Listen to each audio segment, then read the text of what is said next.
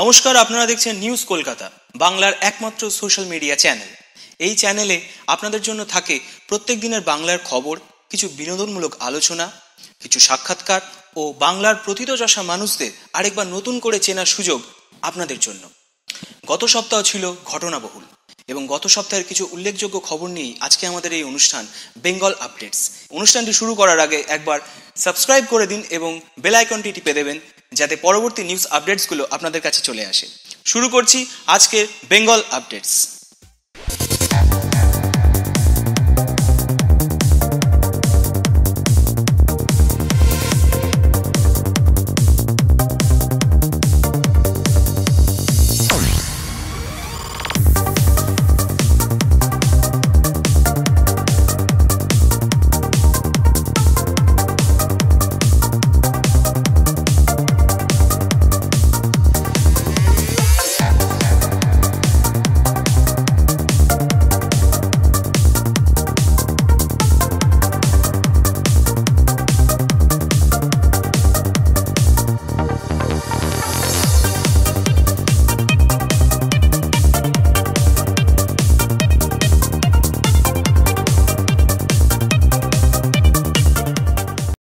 সপ্তাহের শুরুতেই দুঃসংবাদ ভেসে এলো মুম্বাই থেকে।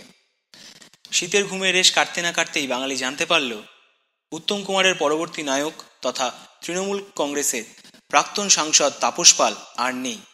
মুম্বাইয়ের একটি হাসপাতালে মাত্র 61 বছর বয়সে নিজের স্ত্রী, কন্যা ও বিভিন্ন অনুরাগীদের রেখে চলে গেলেন দাদার কীর্তির কেদার ও বাঙালির আদরের সাহেব। তাপস পালের আকস্মিক প্রয়াণের পরেই শুরু হয় রাজনৈতিক তরজা। বামপন্থীদের তরফে তাপস পালকে তৃণমূল কংগ্রেসের অবহেলাকে দায়ী করে সোশ্যাল মিডিয়ায় পোস্ট করা শুরু হয়। চ্যানেলে চ্যানেলে শুরু হয় বিতর্কের চাপান উত্তর। মুখ্যমন্ত্রী মাননীয়া মমতা বন্দ্যোপাধ্যায় অভিযোগ করেন সরকারি এজেন্সিগুলির মানসিক চাপের ফলেই একে একে সুলতান আহমেদ, সাংসদ প্রসূন ব্যানার্জি স্ত্রী এবং সর্বশেষ তাপস পাল মারা যান। অকারণে শুধুমাত্র সন্দেহের বশে দিনের পর দিন জেলে আটকে রাখা, জেরা করার নামে সরকারি সংস্থাগুলি হয়রান করেছে তৃণমূল পরিবারের লোকজনকে। এরপরেই আসরে নামেন বিজেপির রাজ্য সভাপতি দিলীপ ঘোষ। যথারীতি স্বভাবসিদ্ধ ঢঙে কদর্য ভাষায় আক্রমণ করেন রাজ্যের মুখ্যমন্ত্রী তথা তৃণমূল নেত্রী মমতা বন্দ্যোপাধ্যায়কে। তার ফেসবুক থেকে তিনি কি বলেছিলেন তা আমরা একবার দেখে নেব। অভিনেতা তাপস পালের মৃত্যুকে নিয়ে মমতা ব্যানার্জি আবার রাজনীতি শুরু করেছে, যাকে শ্রদ্ধাঞ্জলি দেওয়া উচিত, আত্মার সদ্গতি কামনা করা উচিত। সেটা না করে উনি পুরোপুরি রাজনীতির খেলা খেলছেন। আজকে এত দরদ দেখাচ্ছেন কেন? আর যদি তাপস পালের অপমৃত্যু হয়ে থাকে তার জন্য দায়ী কে? তিনি তো যা কিছু করেছেন মমতা ব্যানার্জি মুখ্যমন্ত্রীর অনুপ্রেরণাই করেছেন।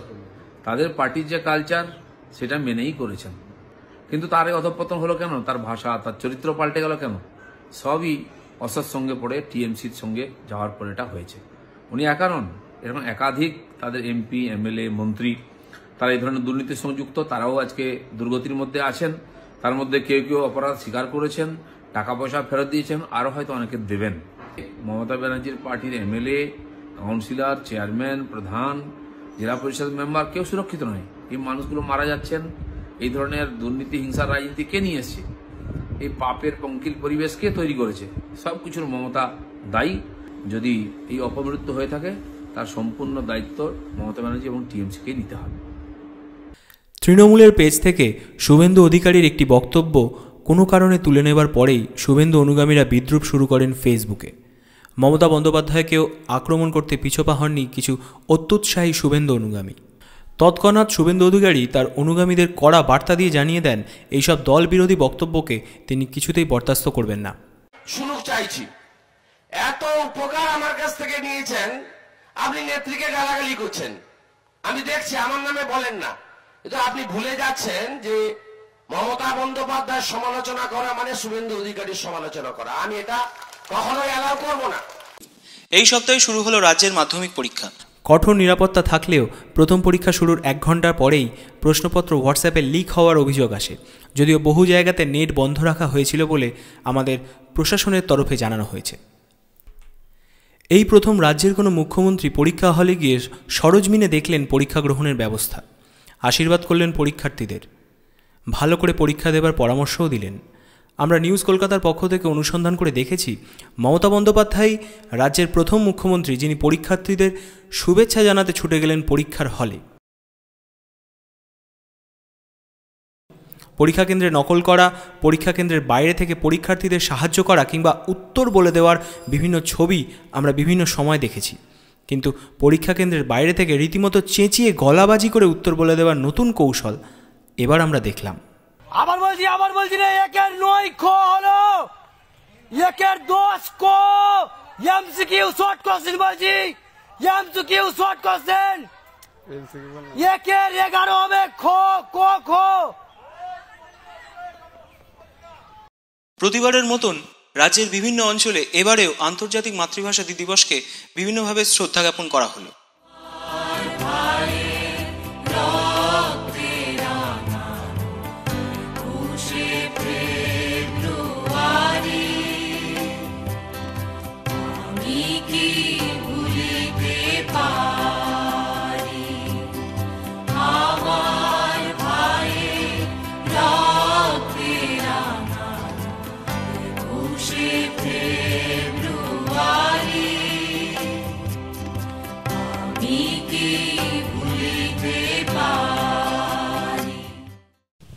গত আন্তর্জাতিক মাতৃভাষা দিবসের ঠিক আগের দিন প্রখ্যাত সঙ্গীত শিল্পী কবির সুমনের কাছে একটি অনুরোধ আসে একটি এফএম চ্যানেল থেকে।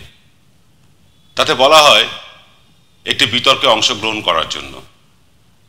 বিতর্কের বিষয় ছিল বাংলা কোনো ভাষাও নয়, বাংলা ভালো ভাষাও নয়। তাতেই ক্ষিপ্ত হয়ে ওঠেন কবির সুমন। আমাদের বিশেষ একটি সাক্ষাৎকারে কবির সুমন কি বলেছেন একবার দেখে নেব। আর আমার হয়তো সেইভাবে পার্থিব হিসেবে সন্তানের চেয়েও ছোট একটি যুবক এক এফএম চ্যানেল থেকে, কলকাতার এফএম চ্যানেল থেকে ফোন করে, ভদ্রভাবে ফোন করে বলছেন, স্যার একটা বিতর্ক, সব তারকারা মত দিচ্ছেন, আপনিও স্যার মত দিন। সেটা হলো বাংলা ভালো ভাষাও নয়, বাংলা ভালো ভাষাও নয়। আমি তাকে বললাম, ভগবান আপনার মঙ্গল করুন, আপনি ভালো থাকুন, আমায় আর ফোন করবেন না। এপ্রিলের মাঝামাঝি পৌর ভোট করাতে চায় রাজ্য সরকার, আর এতেই এতদিন ধরে পৌর ভোট স্থগিতের জন্য বিভিন্ন জায়গায় বিক্ষোভ দেখিয়ে আসা বিজেপি বেঁকে বসেছে। অভিজ্ঞ মহলের ধারণা, লোকসভা ভোটে ভালো ফল করলেও রাজ্য বিজেপির সংগঠন এখনও বেশ নড়বড়ে। তাই এই মুহূর্তে সারা দেশে এনআরসি, সিএএ নিয়ে ব্যাকফুটে থাকা বিজেপি পৌর ভোটে লড়তে ভয় পাচ্ছে। যদিও রাজ্য বিজেপির পক্ষ থেকে রাজ্যের ৭৭,০০০ বুথেই কর্মী পুষে রাখা মুকুল রায় জানিয়েছেন, মাধ্যমিক উচ্চ মাধ্যমিক পরীক্ষা থাকার জন্য মাইক প্রচারে কম সময় পাওয়া যাবে বলেই রাজ্য বিজেপি ভোট আরও কিছুদিন পিছোতে চায়। কিন্তু রাজনৈতিক মহল থেকে বলা হচ্ছে, বিজেপি একাই মাইক প্রচারে কম সময় পাবে এমন নয়, সব দলই মাইক প্রচারের জন্য কম সময় পাবে। রাজনৈতিক মহলের একাংশের প্রশ্ন, বিজেপির দাবি করা বিশাল সংগঠন কি তাহলে আসলে ফাঁকা আওয়াজ? এসব প্রশ্নের উত্তর পেতে আমাদের পুরো ভোটের ফলাফল পর্যন্ত অপেক্ষা করতে হবে। রাজ্য জুড়ে শুরু হয়েছে মাধ্যমিক পরীক্ষা, অর্থাৎ রাজ্য জুড়ে মাইক বাজানো কিন্তু এই মুহূর্তে নিষিদ্ধ। রাজ্যপাল ধনখড়ের মাইক বাজিয়ে বক্তৃতার জন্য রাজ্য জুড়ে নিন্দার ঝড় উঠেছে। চলে গেলেন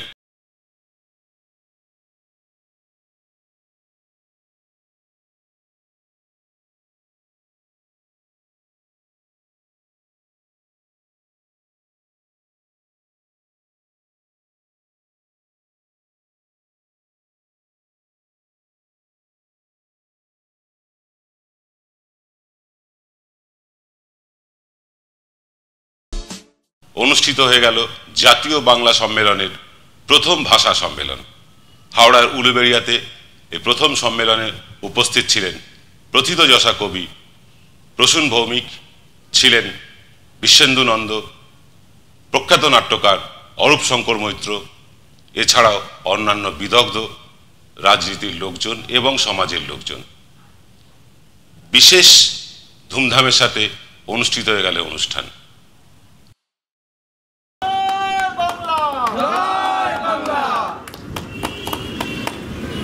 আমাদের যে অষ্টম তফসিল রয়েছে তাতে প্রত্যেককে ভালোবাসা। যারা আয়োজন করেছেন তারা সকলেই বয়সে খুব ছোট। আমি এদের মধ্যে এবং আমার সঙ্গে কবি Gadlen han go kesesat tutu sa ringka duli Joshiman go nisrong abi go zoom. এই অনুষ্ঠানে আমরা পেয়ে গিয়েছিলাম শহর ব্যান্ডের বিখ্যাত গায়ক, সুরকার, চিত্রনাট্যকার অনিন্দকে। এই অনিন্দ সাক্ষাৎকার আমাদের একটি বিশেষ প্রাপ্তি। এই এক্সক্লুসিভ সাক্ষাৎকার এখন রইল আপনাদের জন্য।